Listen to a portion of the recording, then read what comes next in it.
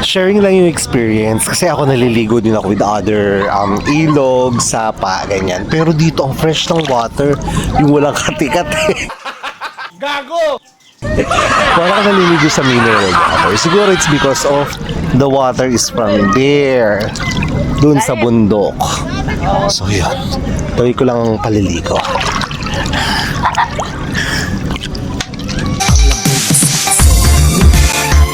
Ang laboy na sipiso.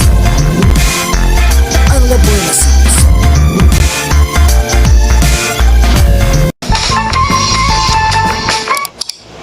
And finally mga kalaboy, bibisitahin na nga natin ang sumisikat na Agus River here in Infanta, Quezon. So ano pang inaantay natin? Let's go!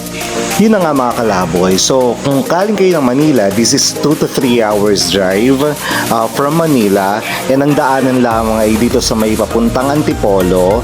Then dadaan kayo sa Maralake going to Infanta, Quezon.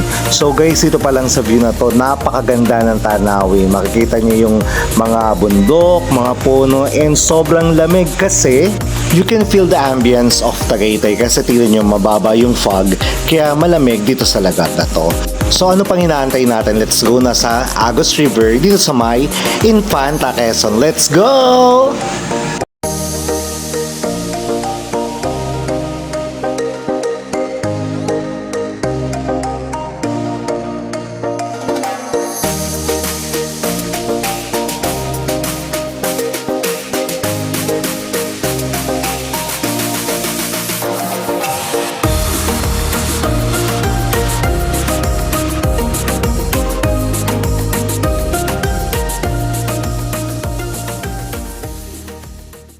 So yun na nga, nag-stop over muna kami para mag-yosi at mag-soft drinks.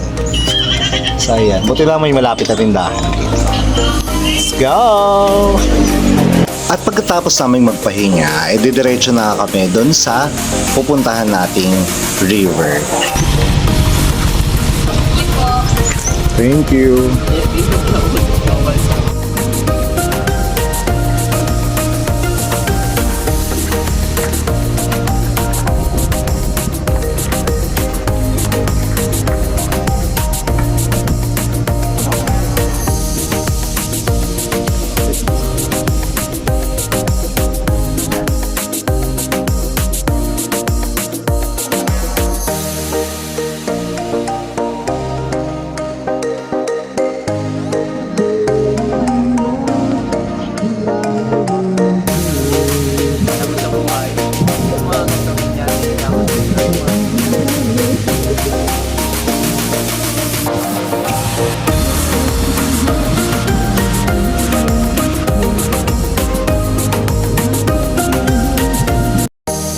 So yun na, first food na kakainin namin today is balot. Dumayo pa kami dito.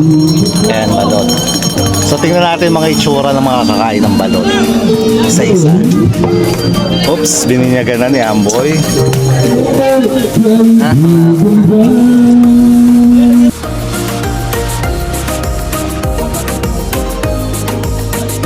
Dapat si Kuya Mars. Paano kumain ng balot si Kuya Mars?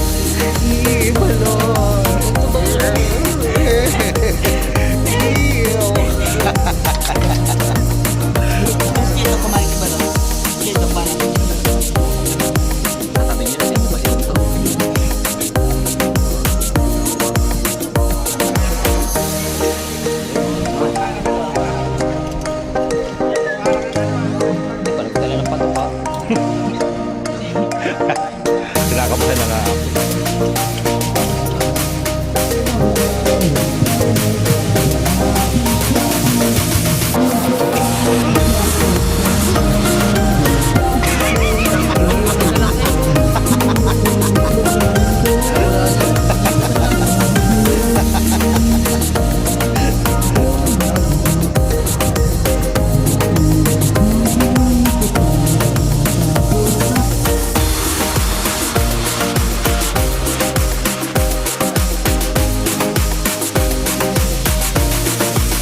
Malinis yung tubig, oh.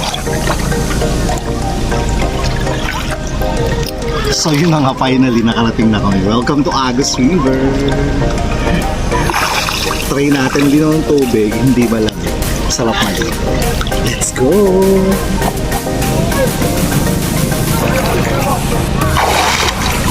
So malalim siya, hindi ako makapunta dun eh. Try natin. Tayo ka dito, Jimmy. Video, tuloy-tuloy. Meron naman siyang lubid. Try natin gano'n ka lang. Hindi ako marunong lumambo. Ano ba ito yan? Bawal dyan.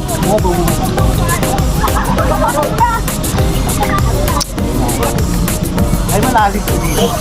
Oo.